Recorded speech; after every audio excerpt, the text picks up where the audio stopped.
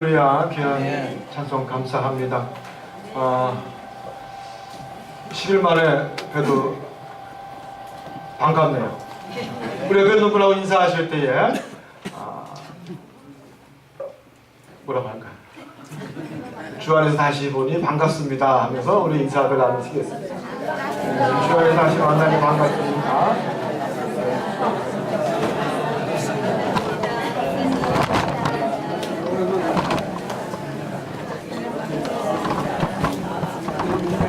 반갑습니다.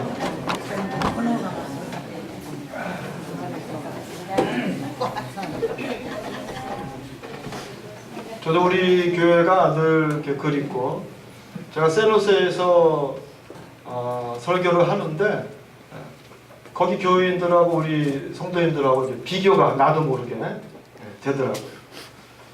그래서 역시 결론은 우리 교회가 좋다라는 결론을 세상 확인하고 왔습니다. 그 샌호세 보면은 애플이나 맥켄토시, 그 애플, 또 구글 다니는 한국 아주 엘리트들이 그 교회에 많아요. 잘났다고 하는 사람들이 많아요. 똑똑한 척하는 사람들이 많더라고요. 제 앞에서도 주일날 아침에 아주 똑똑하게 생긴 그 성가대 주의하시는 집사님이 오셔서 잘난 체 하시면서 아침을 사주는데 소화가 안 돼서 혼났어요. 뭐 자기만 미국에 오래 살았나? 뭐 나도 살 만큼 살았었는데. 근데 제일 웃긴 게 뭐냐면은 거기도 예배 드릴 때에 물론 저 엄청 융숭한 대접을 받았습니다. 그 교인들한테 엄청 융숭한 대접을 받고 또 몇 번 가니까 또 반가워하고 한 식구처럼. 근데 찬양팀이 아주 애플이나 그 구글에서 일하는 아주 그 똑똑하고 유식한 사람들인데 우리 집사람들 똑같아. 아니 재우려고 작정을 한 것 같아. 예배 시간 전에 쭉쭉 늘어지는 이 찬송을 예배 전에 하는데 그때 제가 생각나는 게 우리 교회 찬양팀은 아주 신바람 나고 성령 충만한데 왜 저런 곡을 선곡을 했을까? 그냥 그런 생각을 하면서 좀 아쉬워했습니다. 아무튼 그래서 결론은 뭐냐면은 우리 중앙교회가 최고다라고 하는 결론을 제가 새삼 내리고 왔다라는 이야기가 결론입니다. 여러분 돌잡이 아시죠? 돌잡이. 어떤 집에서 저는 그 아들 돌잔치 때 돌잡이를 하는데 보통 뭐가 있죠? 실이 있고 연필이 있고 돈이 있고 요즘은 뭐 악기 기타도 있고 마우스도 있고 그러더라고요. 그래서 마우스를 잡으면은 이 아이가 앞으로 컴퓨터 공학 프로그래머가 될 거고 돈을 잡으면 아주 유능한 수고하는 사업가가 될 거야. 그리고 연필을 잡으면 뭐예요? 학자가 될 거야. 우리 아들은 뭘 잡을까? 하고 아이들 그 자기 아들을 그 돌잡이 상에 딱 올려놨더니 이 아들이 뭐 하나 잡질 않고 다 흩어놓고 그냥 난장판을 만들어 놓은 거야. 아무것도 안 잡고. 그러니까 어머니가 그 아이를 잡고 걱정스러운 눈으로 이 아이가 커서 뭐가 될까요? 그랬더니 그 아버지가 뭐라고 하냐면은 정치인이 될 거야. 정치인이 될 거야. 여러분 돌잡이 기억나시죠? 여러분 뭐 잡으셨어요? 우리 차우석 집사님 뭐 잡으셨어요? 모르겠어요. 기억이 안 나? 네. 뭐라도 잡아야지. 아마 여러분 나는 뭐 돈을 잡았는데 왜 이렇게 돈이 없을까? 뭐 이런 사람도 있고 어떤 분은 연필을 잡았는데 왜 나는 그 흔한 박사학위 하나 없을까? 뭐 그런 생각을 하실 수도 있을 것입니다. 뭐 손에 잡는다고 해서 여러분 아마 아실 거예요. 돌잡이 때 손에 뭐 잡는다고 해서 실제 내 손에 잡혀질 수 있겠느냐? 그건 결코 어렵다라는 거죠. 돌잡이 때 내가 무엇을 잡는다고 해가지고 그만한 인생을 내가 누릴 수 있겠느냐? 아마 믿는 사람은 별로 없을 것입니다.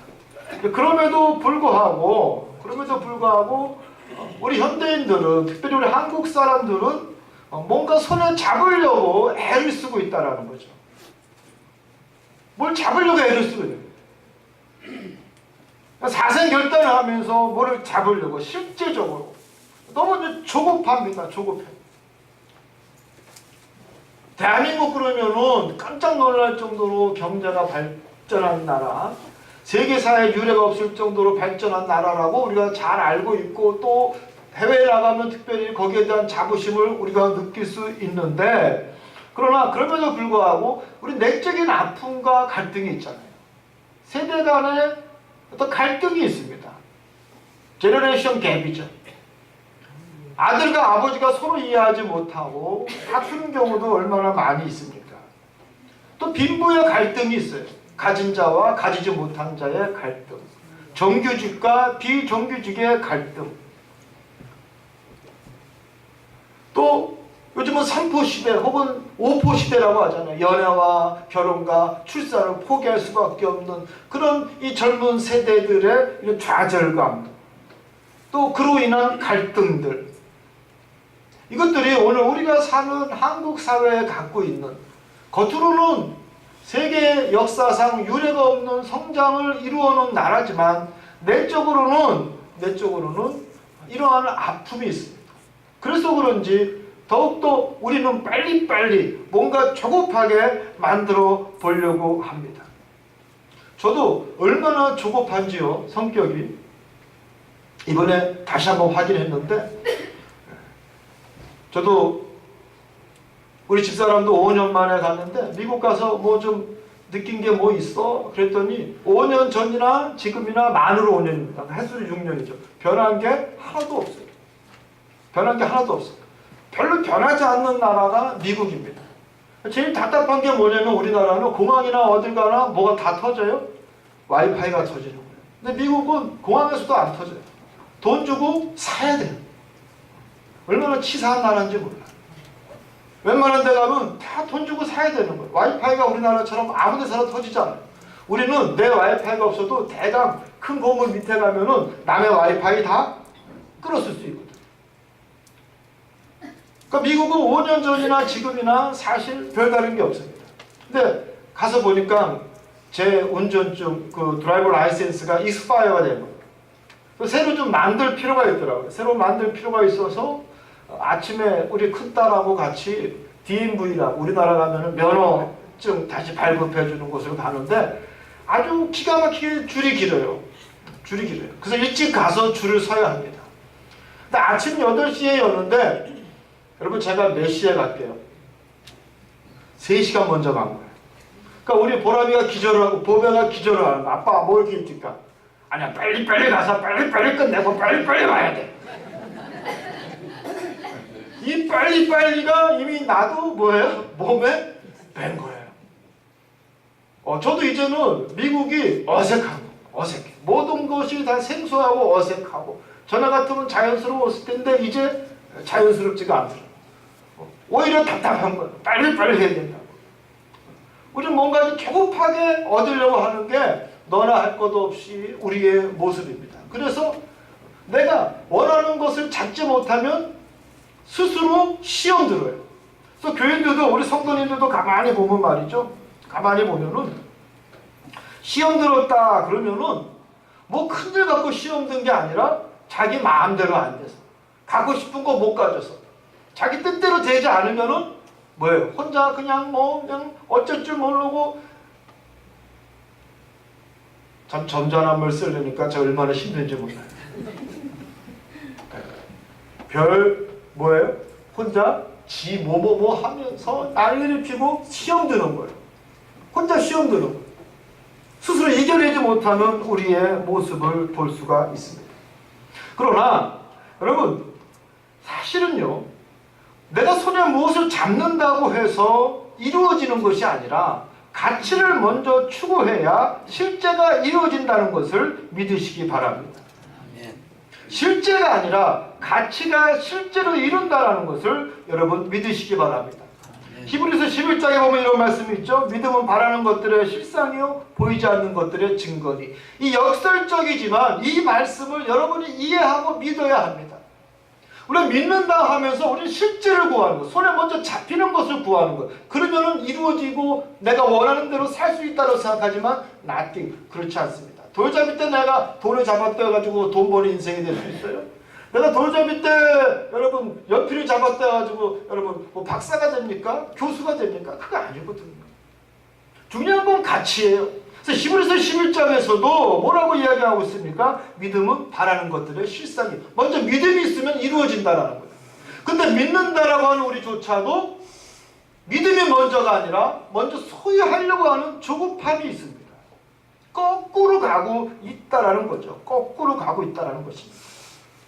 여러분 밸류를 보는 이 가치를 보는 안목이 중요한 거예요.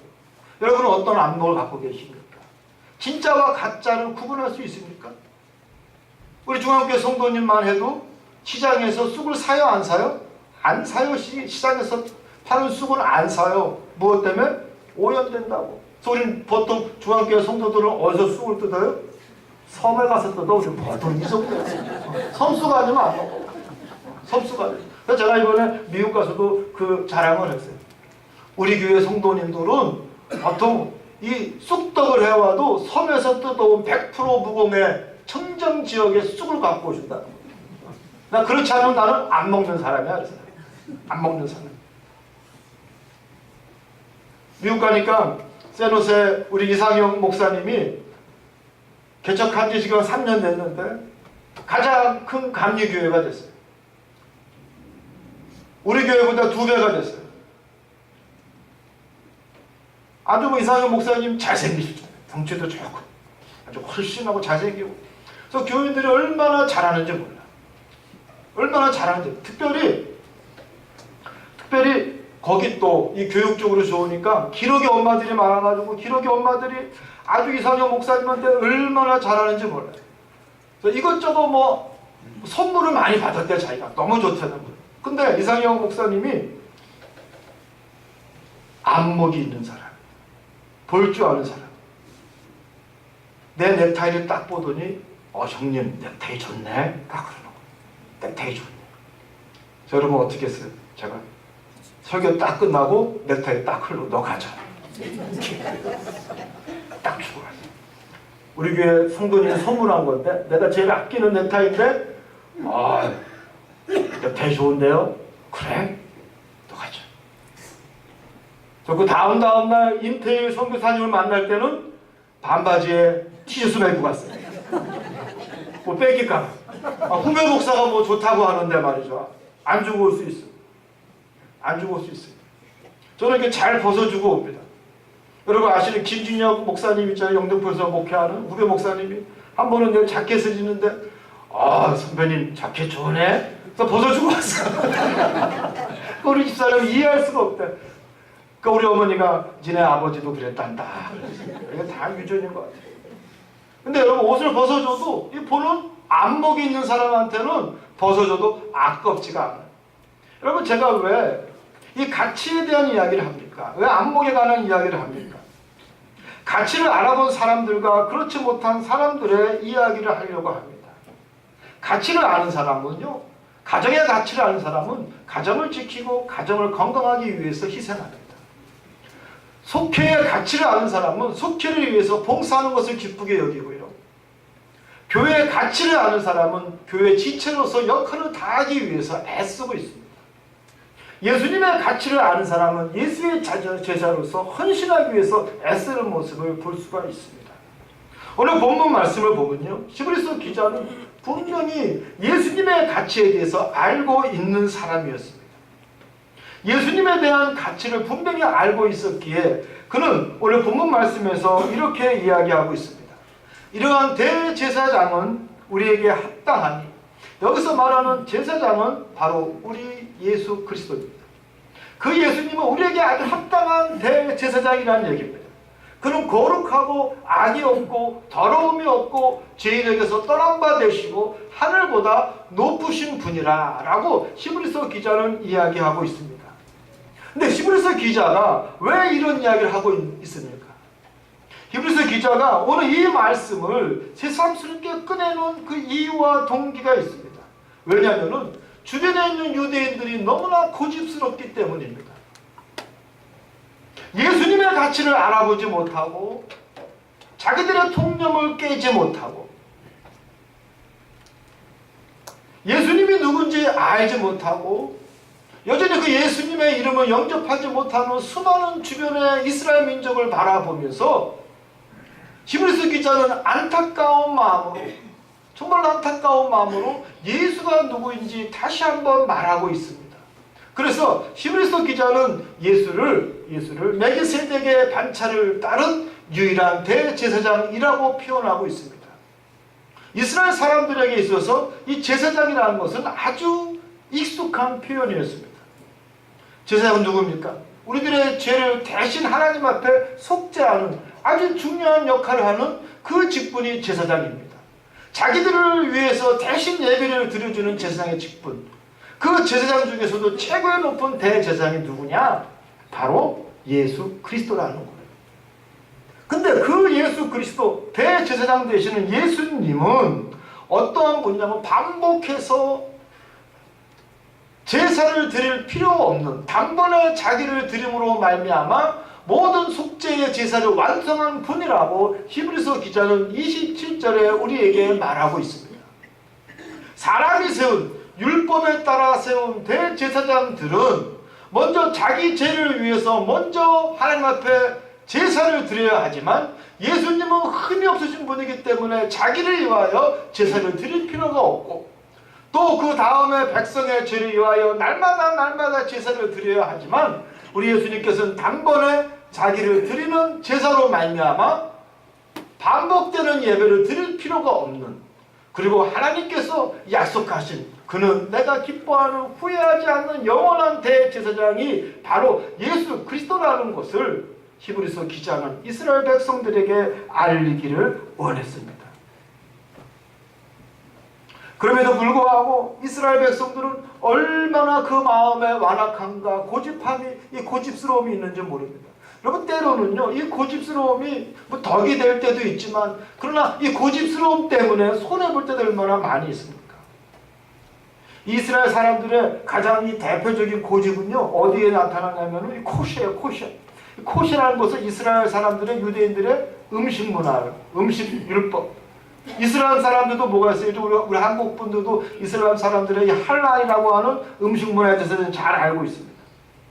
아주 지독한 음식 문화를 갖고 있죠. 우리 한국 사람도 보양식으로 최고로 치고 있는 문어, 장어, 홍어 이런 거 이스라엘 사람들은요, 저도 안 먹어요. 돼지고기 먹어요, 안 먹어요? 안 먹습니다.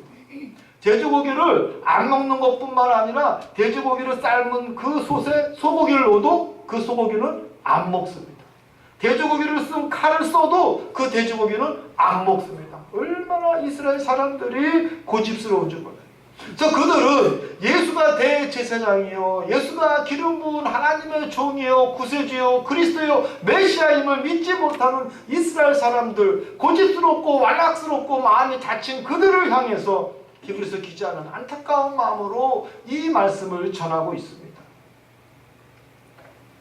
교회사에 보면은 초대교회 2세기에 몬타누스라고 하는 사람이 스스로 내가 보혜사라고 주장하고 있습니다. 이단은 시작이죠. 여기 안사랑이도 자기가 보혜사라고 그러잖아요. 문선명이도 자기가 보혜사라고 그러잖아요. 예수를 보는 안목이 없을 때 결국은 사탄의 도구가 된다는 것을 깨닫는 여러분이 되시기를 주님의 이름으로 축원합니다. 예수의 가치를 바로 알고 예수의 삶을 공유할 수 있는 중앙교회 성도 여러분이 되기를 주님의 이름으로 축원합니다. 아멘. 히브리서 기자는 이 안타까운 마음으로 이 글을 적고 있습니다. 오늘날에도 같은 교회 지붕 아래에서 우리가 예배를 드리고 있지만 허다한 무리들이, 허다한 성도라고 하는 사람들이 예수님의 그 가치를 알지 못하고 정말로 갈 길을 알지 못하고 안타까운 신앙생활을 하고 있는 모습을 우리는 볼 수가 있습니다. 여전히 우리도 그 옛날 초대교회에 예수님을 알지 못하고 예수님의 가치를 깨닫지 못하고 허무한 신앙생활을 했던 그들과 마찬가지로 오늘도 우리는 보이는 것에 집착하고 손에 만질 수 있는 것에 집착하고 이스라엘 백성들처럼 완악하고 고집스러운 모습으로 버티고 있는 우리의 모습을 우리는 볼 수가 있습니다. 여러분, 신앙이라는 것은 보이는 것을 추구하는 것이 아닙니다. 신앙이란 먼저 가치를 추구해야 합니다. 보이지 않는 가치가 보이는 사실을 만들기 때문입니다. 마태복음 6장에 보면 먼저 너희는 그 나라와 의를 구하라. 그리하면 모든 것을 더하시리라. 여러분, 우리 신앙생활하는 그리스도인들에게 있어서 가장 중요한 원칙 중에 하나입니다. 먼저 너희는 그 나라와 그 의를 구하라. 예수님의 가치를 깨닫고 예수님의 삶을 공유하라는 겁니다. 먼저 그리하면 네가 필요로 하고 있는 그 모든 것을 내가 더하리라. 여러분, 이 순서를 결코 뒤집지 마시기를 주님의 이름으로 축원합니다. 내가 조급하고 내가 만족하지 못한다고 해서 그 순서를 결코 뒤집을 수는 없습니다. 법은 법입니다. 먼저 그 나라와 의를 구할 줄 아는 여러분이 되기를 소망합니다. 이런 부자 청년의 이야기가 있죠. 그 부자 청년의 이름은 니고데모라고도 합니다. 그럼 예수님을 찾아왔습니다. 그러면서 이야기를 합니다. 선생님이요, 당신은 정말로 하나님께서 보내신 분인 것이 확실합니다. 하나님께서 보내시지 않았으면 어떻게 그러한 위대한 말씀을 우리에게 전해주실 수가 있습니까? 하나님이 보내시지 않았다면 병든 자가 일어나고 놀라운 기적과 이적을 어떻게 보여줄 수 있겠습니까? 당신은 분명히 하나님으로부터 난 사람입니다. 그러면서 그 부자 청년은 그 예수님께 이러한 청탁을 하고 있습니다. 그 청탁은 뭡니까? 어떻게 해야 영생을 얻을 수 있겠사옵나이까? 어떻게 해야 내가 영생을 얻을 수 있겠습니까? 아주 비범한 청년이었습니다. 신분도 그는 바리새인이었습니다. 돈도 많은 사람이었습니다. 그랬던 그가 한눈에 예수님을 알아보는 것 같았습니다. 그래서 늦은 밤에 예수님을 찾아와서 그는 고해성사를 하고 있습니다. 어떻게 해야 내가 하늘의 아버지를 만날 수 있겠습니까? 어떻게 해야 내가 영생을 얻을 수 있겠습니까? 여러분, 이 고민과 이 질문이 여러분의 질문이 되기를 주님의 이름으로 축원합니다. 아멘. 그럼 그를 향해서 우리 주님께서 뭐라고 말씀하십니까? 거듭나야 한다라고 말합니다. 거듭나야 한다라는 것은 새로운 가치를 갖고 살아야 한다는 것입니다. 두 번째 뭡니까? 네가 가지고 있는 재물을 팔아서 가난한 자에게 나누어주고 나를 따르라 라고 예수님께서 말씀하십니다. 예수님의 삶, 예수님의 가치를 구체적으로 네가 따라서 살라는 겁니다. 그 예수님의 요구에 그 부자 청년의 반응은 근심하며 돌아갔더라. 거기까지는 따라 할 수가 없었습니다. 근심하며 돌아가지 않는 여러분이 되기를 주님의 이름으로 축복합니다. 아멘. 여러분, 신앙은 머리나 일이 아니라 내 삶을 통해서 표현되어야 되고 실천해야 되고 여러분의 다리와 여러분의 손이 여러분의 가슴이 움직여야 합니다. 그 고민하고 있는 니고데모에게 예수님께서 요한복음 3장에 분명히 말씀하시고 계십니다. 육으로 난 것은 육이요 영으로 난 것은 영이로다. 예수님의 가치를 깨닫고 우리의 메시아요 그리스도시요 하나님의 아들이심을 분명히 깨닫고 그분은 우리에게 합당하신 분임을 깨닫고 그분의 삶을 따라가고 그분의 소명을 공유할 수 있는 중앙교회 성도 여러분이 되시기를 주님의 이름으로 축원합니다. 몇 년 전에 한겨레 신문에 한 기사가 났습니다. 기사의 제목은 영등포 쪽박촌에 슈가 있죠. 영등포 쪽박촌에 87년부터 죽을 때까지 수십 년 동안 영등포 일대의 노숙인들, 도시 빈민들, 외국인 노동자들 무려 43만 명을 무료 진료하며 살았던 선호경식이라고 하는 의사에 대한 이야기입니다. 그는 평생 독신으로 어머니를 모시면서 의사로서 많은 것을 누릴 수 있었지만 내려놓고 영등포 쪽박촌에서 가난하고 어려운 소외된 이웃을 위해서 살았던 그의 인생이 신문에 보도되었습니다. 그러면서 그가 평생을 정말로 수바이저와 같이 살아왔고 성자와 같이 살아왔는데 죽을 때까지 그 사실을 몰랐던 이유는 한 번도 그는 취재에 응한 적이 없다라는 것입니다.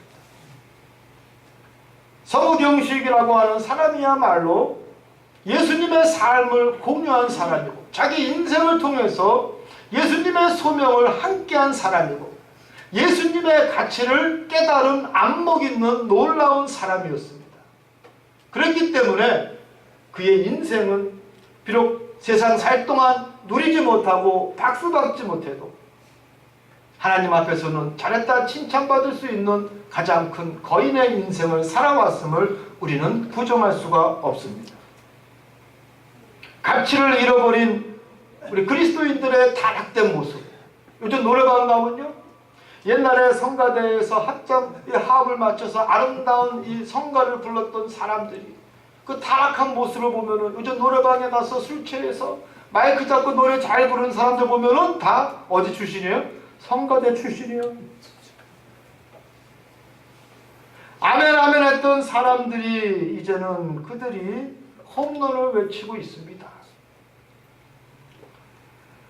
문학의 밤에서 시를 읊조리던 친구들이 이제는 코스닥 지수에 한숨을 짓고 있습니다.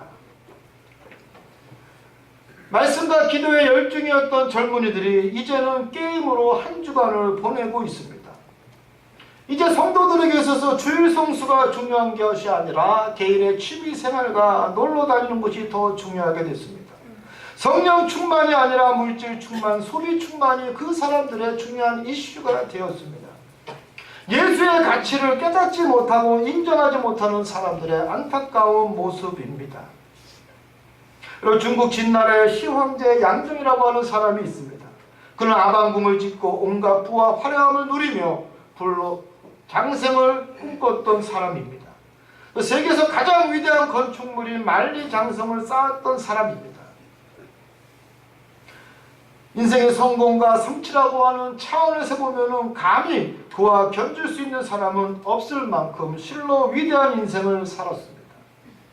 그 시황제와 예수님을 비교해 보면은 예수의 삶은 인생의 성공과 성취라고 하는 측면에서 보면 세상에서 가장 실패한 사람 중에 하나였습니다.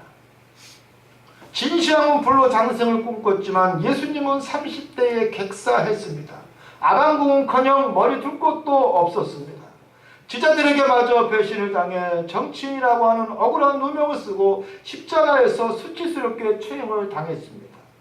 실로 무엇 하나 내놓을 것 없는 별볼일 없는 인생이었습니다. 하지만 이것이 그분의 인생의 종착역은 결코 아니었습니다.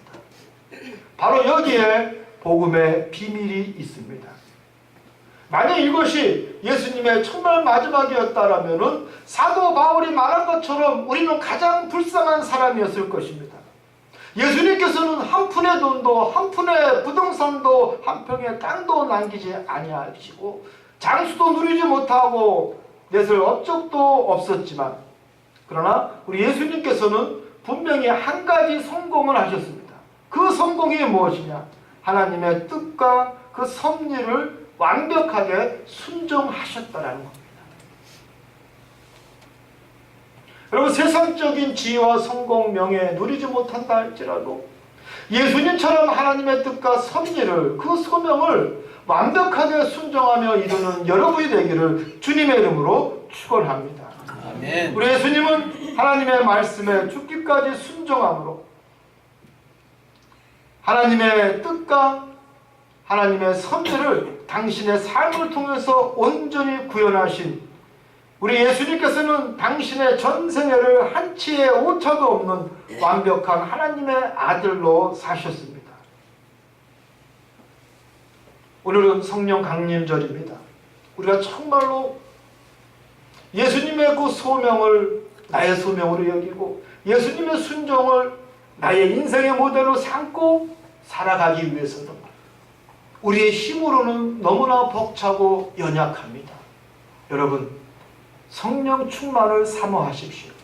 우리는 할 수 없지만 성령님께서 여러분과 함께 하시면 우리는 할 수 있습니다. 성령님이 여러분을 붙드시면 성령님이 여러분에게 능력을 주시고 성령님이 여러분에게 동기를 주시고 성령님이 여러분에게 결단과 용기를 주시면 우리는 예수님처럼 살 수 있습니다. 사랑하는 성도 여러분, 신앙은 사유나 관념이나 입으로 하는 것이 아닙니다. 우리가 입으로는 예수를 믿는다고 하면서 실제 우리의 삶은 돈과 성적인 만족을 쫓아가고 자기 만족에 충성하려고 하는 것이 바로 오늘 우리의 모습입니다. 진시황의 아방궁은 자취도 없이 사라지고 땅에 묻혔지만 예수님의 몸된 교회는 살아계신 하나님의 성전이 되어서 오늘도 건재합니다. 진시황은 불로 장생을 누리지 못했지만, 그는 영생을 누리지 못했지만 부활하신 예수님은 오늘도 이 시간 우리와 함께 존재하십니다. 예수께서 말씀으로 세우신 하나님의 나라는 이 세상이 마침내 종말을 맞이하는 그 순간까지 사랑과 평화를 꿈꾸는 그리스도 백성들의 영원한 안식처가 될 것입니다. 사랑하는 성도 여러분, 요한일서 3장에 보면 자녀들아 우리가 말과 혀로만 사랑하지 아니하고 행함과 진실함으로 하자, 이 말씀을 기억하시기 바랍니다. 아멘. 오늘도 성령 충만을 꿈꾸는 여러분이 되기를 원합니다. 말과 혀로 하지 않기 위해서는, 손에 잡히는 것에 집착하고 거기에 끌려다니는 인생이 되지 않기 위해서는 우리 성령님이 여러분과 함께 하셔야 됩니다. 성령님이 여러분의 마음을 바꿔놓으셔야 됩니다. 먼저 그 나라와 의를 구하라. 그러면 모든 것을 너에게 이루리라. 여러분, 이 말씀을 결코 거꾸로 이해하지 마십시오. 말씀 그대로 그 나라와 하나님의 의를 구할 줄 아는 여러분이 되기를 주님의 이름으로 간절히 축원합니다. 아멘. 물질과 시간의 10%밖에 드리지 못한다 할지라도, 사랑하는 중앙교회 성도 여러분 가슴 속에서는, 여러분 머릿속에서는 100% 예수님의 삶의 모범을 따라가는, 그래서 하나님 앞에 잘했다 칭찬받을 수 있는 그러한 그리스도인의 삶을 사는 여러분이 되시기를, 한 사람도 나고자 없이 그 나라에서 만날 수 있는 복된 성도들이 되시기를 주님의 이름으로 축원합니다. 아멘. 기도하겠습니다. 할렐루야. 하나님 아버지, 이 세상 살아가면서 100% 주님의 인생에 공감하고 따라가고 또 우리에게 삶의 모범을 보여주신 주님을 기쁨으로 바라보고 이를 위해서 성령 충만을 기도하고, 나는 할 수 없고 의지도 약하지만 용기도 없지만 성령 충만 함께 하시면 모든 것을 이루라는 믿음을 갖고 성령 충만을 위해서 무릎 꿇고 기도하고 사모할 수 있는 성도들 되게 하여 주시옵소서. 아멘. 예수님의 이름으로 간절히 기도드리옵나이다. 아멘. 찬송가 183장 함께 찬송하시면서 하나님 앞에 봉헌하시겠습니다. 빨리 찬송하겠습니다. 인들의 마음불같이 실들은 나의 영혼, 주님이 약속한 성령 간절히 기다리네. 가물어 메마른 땅에 단비를 내리시는 성령의 단비를 부어 새 생명 주옵소서. 반가운 빗소리 들려 산천이 춤을 추네. 봄 밀어내리는 성령 내게도 주옵소서. 가물어 메마른 땅에 단비를 내리시는 성령의 단비를 부어 새 생명 주옵소서. 절 따라 우러를 내려 조목이 불성하니 갈급한 내 심령 위에